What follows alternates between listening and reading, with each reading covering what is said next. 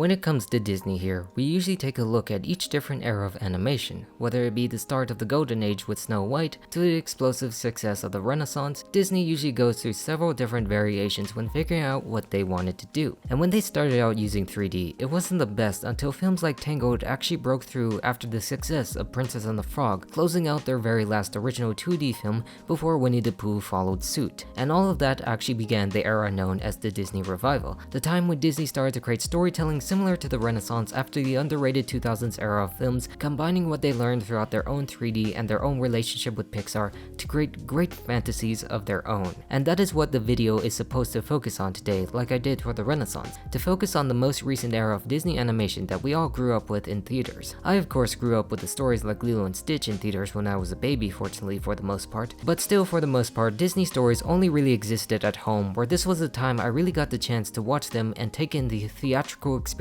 of a Disney film, which had been done to great success. And this will include films like Encanto, where although it follows a period of pathetic sequels like Frozen 2 and Ralph, and muddled stories like Raya, which had a horrible trust message, it still takes stories that are still within the context of what the revival provided, where Strange World actually started off a new era that has begun and will continue with Wish. And the beginnings of the revival era does start with the end of the Renaissance, when Disney stories started to be not as financially successful as they were. They still were great underrated stories like Fantasia 2000, Emperor's New Groove, Treasure Planet, Atlantis with greats like Lilo and Stitch, but still it wasn't as high as the entire 90s period of Disney animation. And of course, as we all know, and as I like to say, it was all due to the introduction of 3D by Pixar being adopted by other studios at the time as well. And with that knowledge came the stigma that 2D wasn't going to be quite as successful anymore, which is absolutely stupid in my opinion, but inevitable with where they wanted to go and what cost they're trying to actually figure out. This leads us to their first 3D films like Chicken Little, which was changed so many times and became a complete piece of crap. The worst Disney film ever released that could have worked if they stuck with one plan, but showed their rushed arrogance to try and capitalize off this very style, where then they actually started to go for stories that made sense and that were actually good, like Meet the Robinsons and Bolt. Bolt in my opinion isn't the best, but a true shift in the overall style that Disney was aiming for that we know of in the modern era, while Meet the Robinsons is a fantastic story that utilized this stylized retro-futuristic vision to create something unique in the case of Disney. Each new film they had still had more improvements and made them ready to come in their own to be successful in this new very era of animation, where they showcased they still had it in The Princess and the Frog and Winnie the Pooh to give birth to stories like Tangled itself, and of course thus beginning the revival era. And Tangled remains to be one of the best modern fairy tales ever, and that is something I stand with in my opinion 100%, with a new look on the classic Disney romance done to an even greater degree. It was the proof of what Disney needed to do when they entered into 3D, the stories that they were ever so good at with this realm, done with a newer expressive degree with such fun characters. Rapunzel and Eugene just have so much charm to them that you learn and grow with them on their adventure, and Mother Gothel remained reminiscent of very many classic Disney villains in many different ways. And like I have said, the animals also have so much personality to them even when they don't speak at all. They were able to do so much with a film completely computer animated, crafted to look more real and vibrant than ever before. And 13 years later, it actually still holds up well in a lot of areas. Maybe not in some cases, but overall it still feels new and fresh and elevated the personality of the main characters of the story. This is where even the side characters were able to get more personality than ever before. I mean, you had other stories that focus on this, but more background characters got the chance to really stand out and given an identity when they weren't even integral to the overall story in any way. This was really the true basis for the modern Disney identity and the identity of the revival that matched the explosive power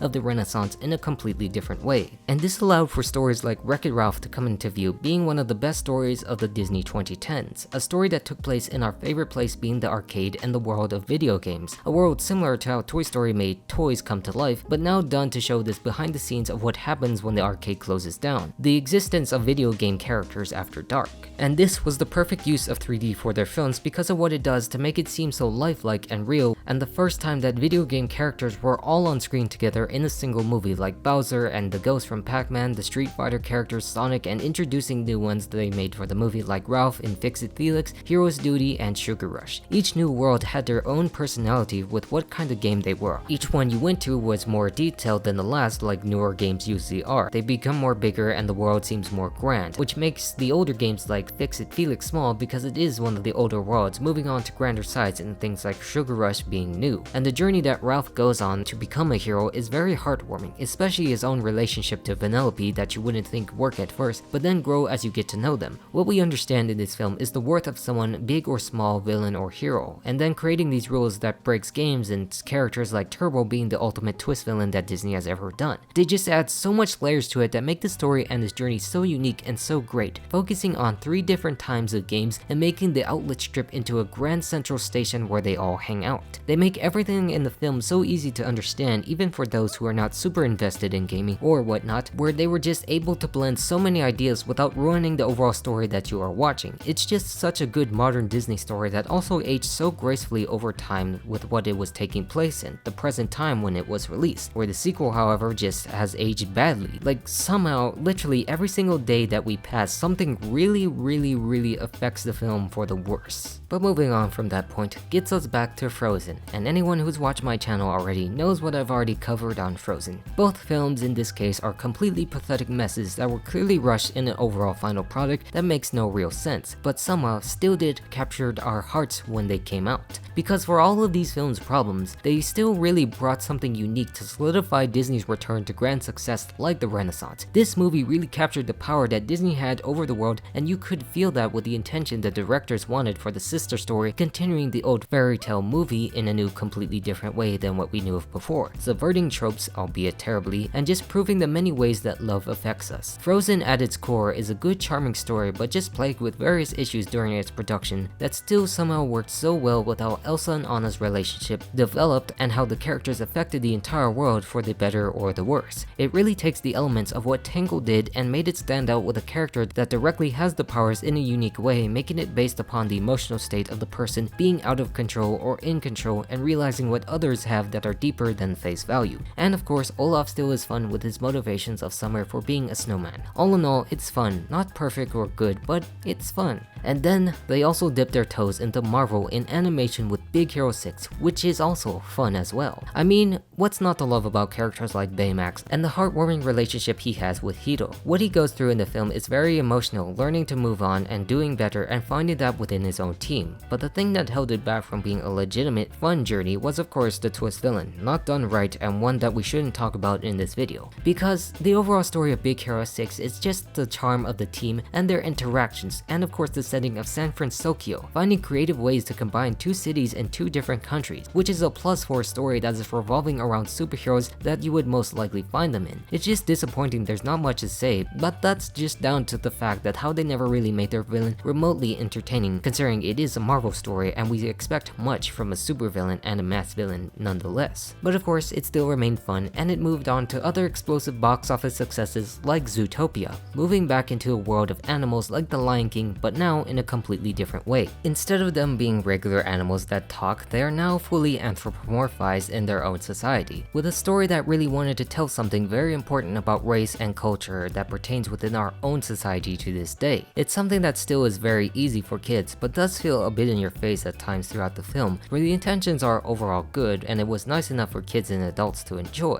And when you get on the adventure, it really does feel like a nice fun time going through the various facets of city life in an animal form, where of course you can still feel its effects today with new various animated stories people just find similar in what it's trying to tell. And of course, Nick and Judy's relationship is really nice and well rewarded by the end of the film where he becomes a cop himself, and considering it was co-directed by Rich Moore from Wreck-It Ralph, this journey still made a lot of sense without overly putting too much in your face. I mean, it still has that problem of the predators and the racism angle, but it's not like it's really would pop towards a kid's face or be that intrusive to the story, hampering it in any way. It just happens to be good enough on its own for what it wants to do. But then finally, Disney one-upped themselves with one of their greatest animated films of this modern era, one directed by the guys who brought us the Renaissance themselves with The Little Mermaid and continued with Aladdin, Hercules, Treasure Planet, and Princess and the Frog. And that indeed was Moana, a story that I take to heart with one of the best Disney heroes ever, and I really believe that. And of course, this isn't a surprise due to my own love of Lilo and Stitch and how many times I keep saying on my channel that I'm Hawaiian to remind you that this is part of my culture and how I am Polynesian to that extent too, and how it was really neat to see that part of our history. It might be broad and not remotely relating to one island, but it really does connect all of us with its cast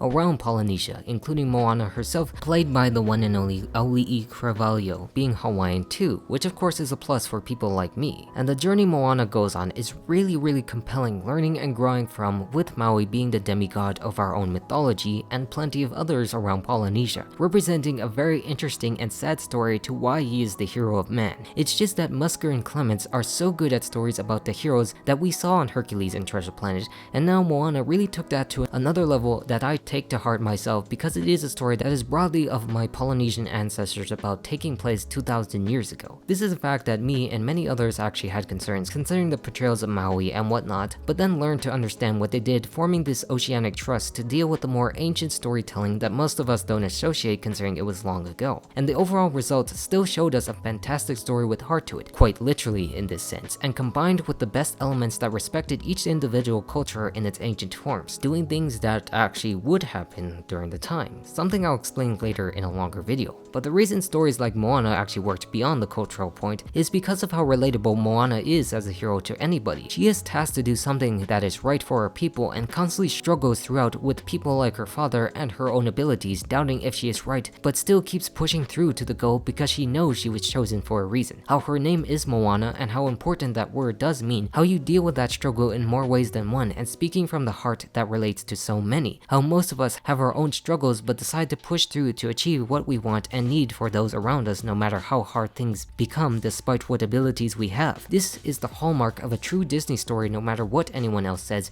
and remains to be so impactful to this day, being what most consider to be the last of the Great Revival era, but still continued with one last story that still showed Disney's impressive ability in storytelling. And of course, that story actually remains to be Encanto, which I still include because it remains to have that powerful message and style, and proved how much 3D can create when we think that they reach their peak. This time, it features another topic that Disney is great at, focusing on the family and the struggles that they present. Everything about Encanto really represents the best of Disney storytelling and music all wrapped up together, with such eye-catching visuals and strong, compelling characters. Mirabel is also one of my most favorite Disney protagonists, who also happens to wear glasses similar to greats like Milo Thatch. Everything she goes through is really heartwarming, trying to fix the broken pieces and cracks within her own family, dealing with the pressures that her abuela puts onto them. An antagonist not being an outright villain, but one who wants to do right for the town after the tragic loss she experienced with Pedro, and trying her best to raise her family to be a bright spot for the town. Like what Tangled started, every single character in this film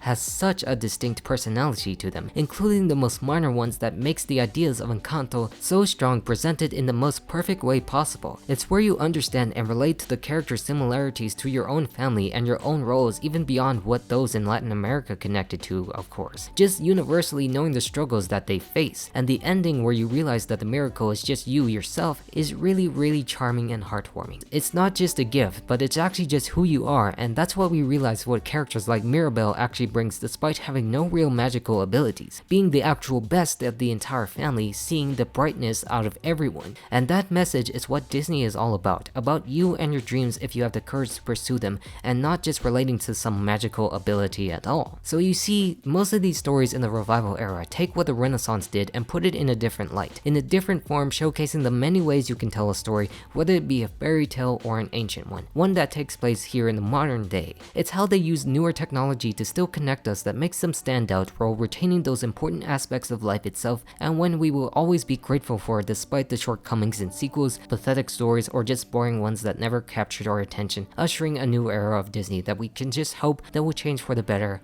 but only time will tell on that. But with that said, the revival era remains to be just as impactful as the Renaissance in its own way. And I'm all done, so goodbye.